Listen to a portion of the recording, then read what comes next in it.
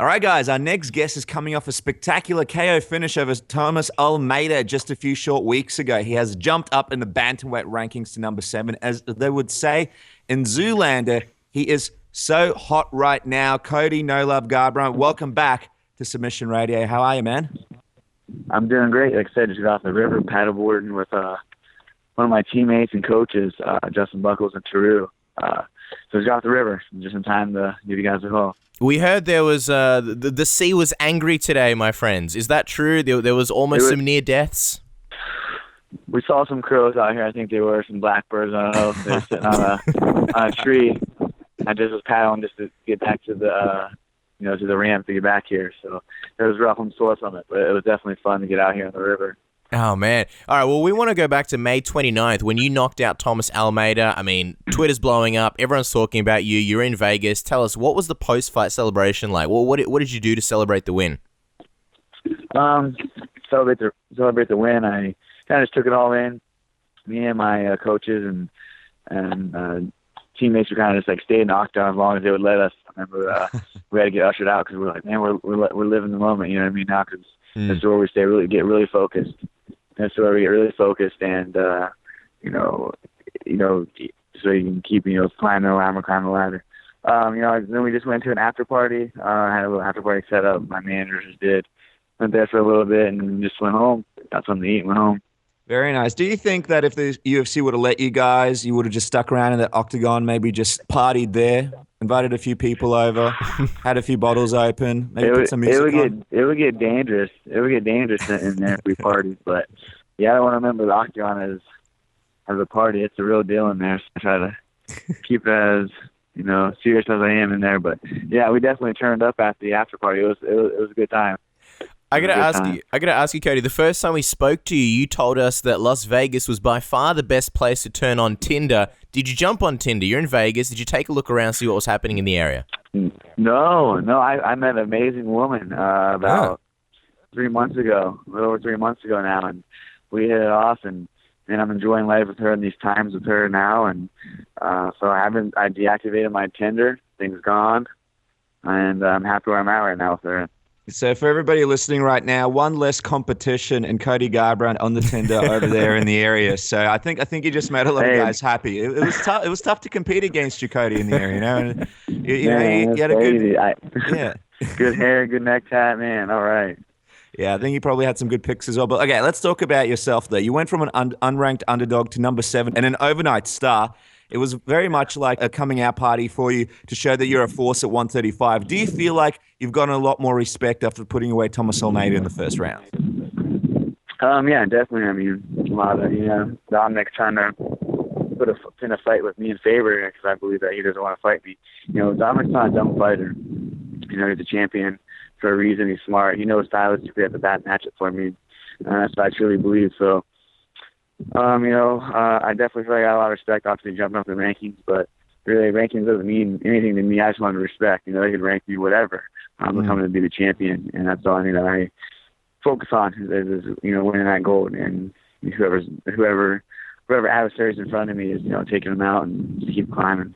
You mentioned Dominick Cruz, and I want to ask you about that night. Unfortunately, your teammate and mentor in Urijah Faber, he didn't go home with the gold. What did you think of the fight, and how difficult was that for you to watch him, fall short? Yeah, it was difficult. It's when you're not in there, you can't control it. I'm more nervous than ever when one of my, teammates fight, and people that you care about fight. So it was hard. It was hard to see that. I know how hard he worked to put, in this camp and wanting this win. He dedicated his whole lifestyle because he was 24 for these times. And, come up short, it was nothing but a strong performance. 37 years old, he did amazing. I mean, he's really practiced what he preaches, and I'm good to learn off of him. Well, in a lot of ways, it seemed like he was bowing out and making sure to promote you as a successor on his way out because he knew he wasn't going to be competing for that belt anymore. Almost like a Jedi Master promoting his apprentice. Do you think we'll see Urijah fight again? I think so. We'll see. We're in a new gym, so he's focused on getting us moved into a new gym and keep improving everyone out here.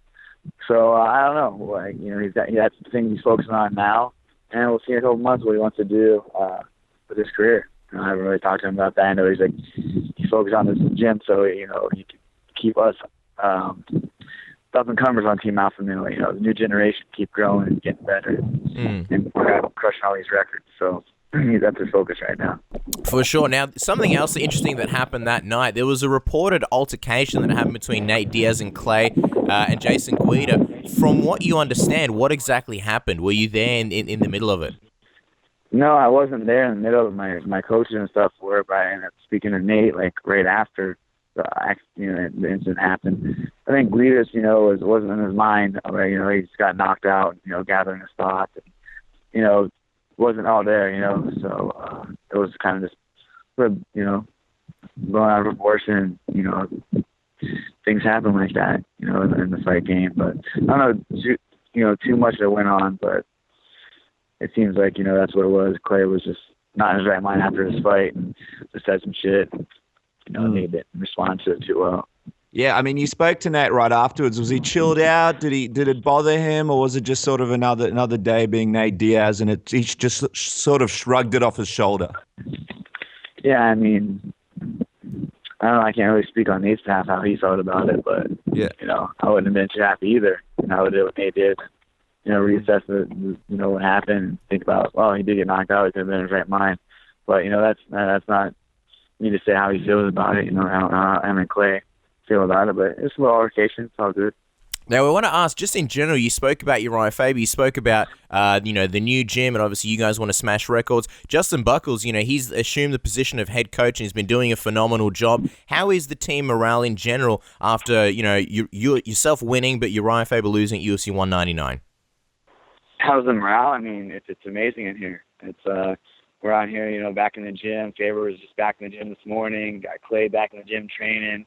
The mix-up got Teru out here from, Japan, getting ready for his next fight, whenever that's scheduled. Elkins is coming up. Everyone's in the gym. I mean, it's great atmosphere in there. We're having fun. We're having in-season tournaments, in-house tournaments, just little competitions to keep us hungry, and just keep us motivated, and it's fun, competing and sharpening your skills with some of the best fighters in the world with the best coaches.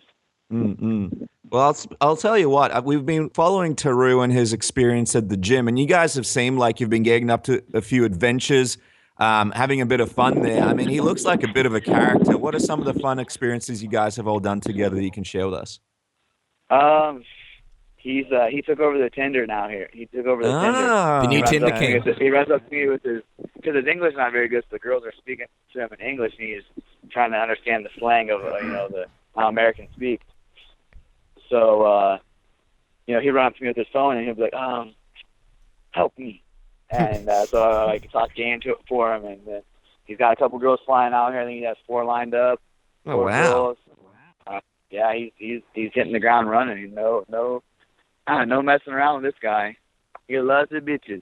So you got out of the game, but Teru's basically in the game, and he's taken over pretty much for you. It seems like he's just slaying it. But let me ask you something. Because when me and Casper help our friends out with the Tinder, what we like to do is we will swipe towards the attractive girls, but when they're not looking, we do like to go for some of the more, normal-looking girls.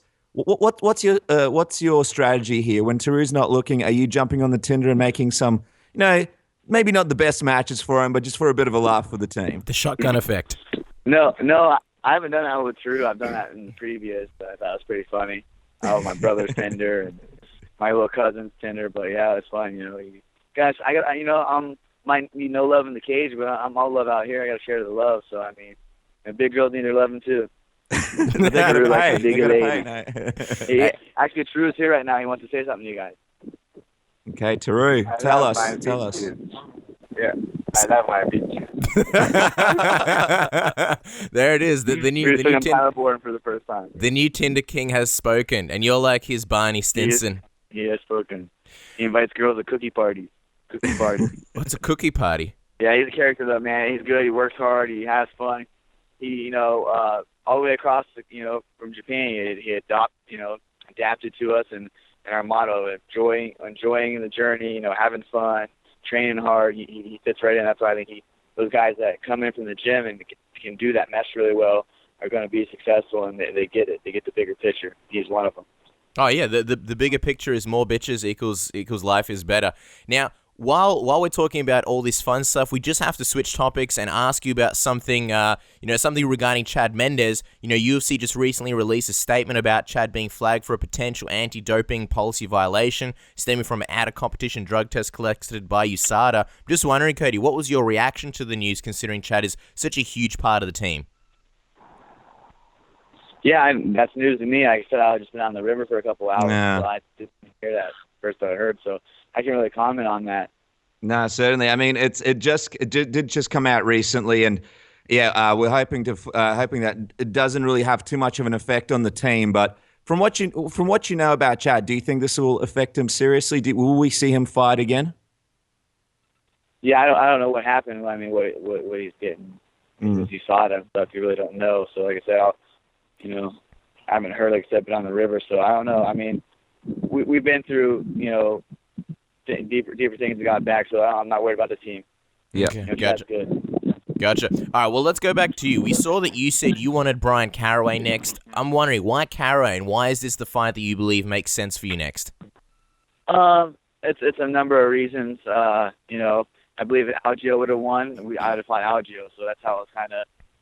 He was on my undercard, he was on my undercard, so the winners that, Almeida, the winners of me and Almeida and Aljemain and Caraway, they were going to fight each other, and the champions requested me to fight another ranked guy. That's Caraway's ranked 4. He had another request that I asked the general's permission backstage when we got in a little altercation, when I told him to keep my belt polished, and he told me to get the general's permission, all this shit backstage. And, I must have forgot because the general just gave me his blessing before. He's making all the excuses, all these guidelines that I have to reach to be able to fight him. So I'm making sure that I, reach his request. But the only request that I have for him is that he keeps it polished for me. And I'm coming. So that's all I can say on that. So just the champion's request. So you guys had a bit of a back and forth backstage. What exactly happened? Nah, I don't know. The guy just rubs me super wrong. That's how he is. But it's a fight game. He's in my division. He's a champion. And I'm coming for what is mine. And he just beat my boy. So tempers are up. But I think when I get to fight with him, it's going to be great. So that's what I want. But he has requests from me. He has requests that he asked for me to do, and I'm going to accept those and tally him off until he has no more requests and he wants to fight me. I'm just curious, before we do jump to Cruz and talk about a potential fight that could happen between you two, how do you see a fight between you and Bryan Caraway going? Because even though a lot of people aren't really high on Caraway in regards to his striking, he has made some really good fighters look sort of average. How do you see a fight between you and Caraway going? And are you worried about any of the aspects of his skills if you guys do match up? You won't be in there that long to make me, make me look, whatever you said before. They make him look average. Good fighters look average. Mm-hmm. Is that what you said? Yeah, Caraway does have that ability, like with Aljemain Sterling, where he just, largely shut him down. That was a combination of things, taking nothing away against Aljemain, but Caraway's might have, fought fighters, had a lot of fights, but never fought a guy like me, and it's coming. I'm hungry, I'm young, you won't be in there long enough to make me look average. That's all I can say on that.